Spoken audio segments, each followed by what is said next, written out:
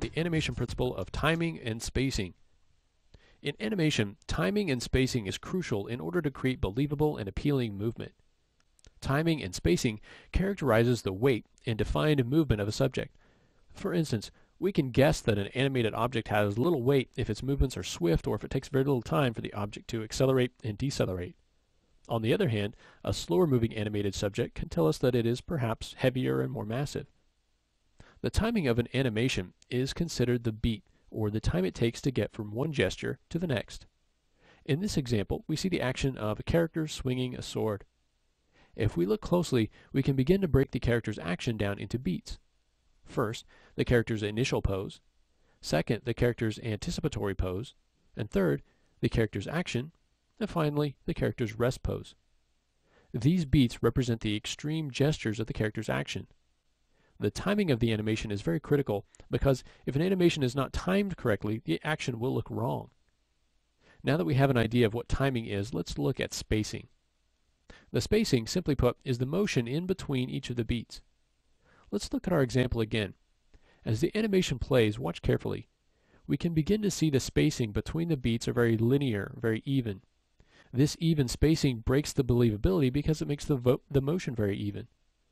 Now, if we correct the spacing, we can see that the motion is now more natural and the object starts to feel like it has a sense of weight to it. Timing and spacing can be adjusted to fit the look and style that you're going for. Looking at our example, we can see that the animation flows nicely and it's believable. Now let's alter the timing and spacing a little bit. Notice that when this animation is timed differently, it has a drastic effect on the outcome of the animation. Now, whether your animation is stylized or more natural, the timing choices that you make can help make your animations more entertaining to watch. So in animating, study as much reference as you can to assure that your animations are timed and spaced correctly, so in the end, the movements of your subject are believable and appealing. The animation principle, squash and stretch.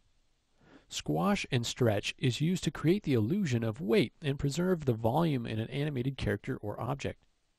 If we add more squash and stretch to an object, it becomes clear to the viewer that what we're animating is pliable and malleable.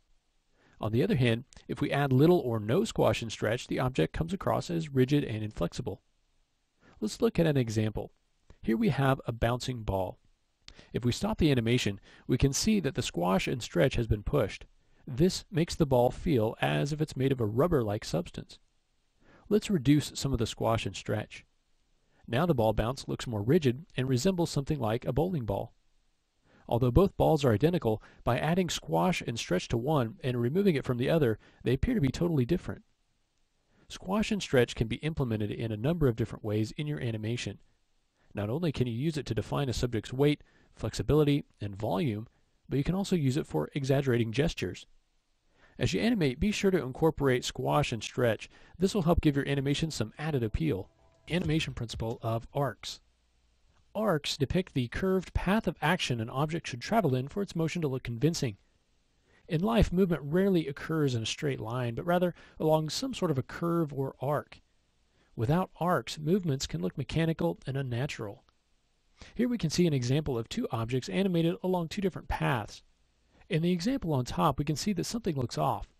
The reason for this is that unlike the example on the bottom, the path of action this object is traveling along is linear, which breaks the illusion of the animation. There are certain instances where arcs are not necessary. A few examples of these special cases could be when animating a conventional robot or creating the character's eye darts. When you're animating, be sure to check your animated subjects for arcs so you'll assure that your motion has a good sense of realism. Animation principle of ease in and ease out. In life, moving things don't start and stop in an instant. Due to gravitational pull and a given subject's weight, its start speed will be slower than its constant speed, and then it will gradually decelerate until it comes to a stop. This is the concept of ease in and ease out, also known as slow in, slow out, or cushioning. Here we can see a character swinging a sword. If we isolate the sword and look at its keyframes, we can see that the motion from start to end is very even and linear. This lack of ease in and ease out causes the animation to look abrupt and unnatural. Now let's add some ease in and ease out to the sword swing. Now we can see that the animation of the sword is more believable and has an added punch. That being said, there are instances where ease in and ease out should not be used. These kinds of scenarios call for a subject either being impacted unexpectedly or running into a wall. In situations like these, if ease in and ease out were applied, these actions would simply look wrong. And when animating, make sure your subjects ease in and ease out of their movements. That way, you can add an essential realism that will help your animation look more natural. The animation principle, anticipation. Anticipation, simply put, is the build-up to an action. It's used to add clarity and suspense to the subjects that we animate. There are 3 steps you should always follow when incorporating the principle of anticipation. Number 1, prepare the audience for the action. Number 2, carry out the action. And number 3, remind the audience of the action that just occurred. Now, not following these 3 basic steps may mean that you'll lose some clarity over the action that you're trying to convey. In this example, we can see the action of a character kicking a ball. If you look at the character's action closely, you'll notice that it has had no anticipation added to it. This makes the action look unnatural and very difficult to read. Let's say we take the same kick and add some anticipation before the kick. Now we can see the kick looks more believable and clearly allows us to see what the character's action is before he does it. Now there are exceptions to the rule, and there will be times when the lack of anticipation is advantageous. For instance, if you're working on a fast-paced video game, you may want to use little to no anticipation. A lack of anticipation will cause your animations to look snappy and quick. Another example of when to leave out anticipation is for comedic takes. Let's say your character is unexpectedly hit by a brick. Adding anticipation to an action like this would cause your work to look planned, unnatural, and lose its comic punch. As you animate, make sure to use the principle of anticipation so that the audience understands, without a doubt, what your characters are doing. The animation principle of appeal. In animation, appeal is defined as anything the audience enjoys watching. This ranges from a character's design to the mannerisms of a hero. The main thing to consider with appeal is to keep things simple and direct as to not confuse the viewer, but instead provide them with as much clarity as possible. Let's take a look at a few examples. Here we can see 2 different designs of the same character. Now, which one of these designs has appeal and which lacks it? It's clear to us that the illustration on the right has appeal, and here's why.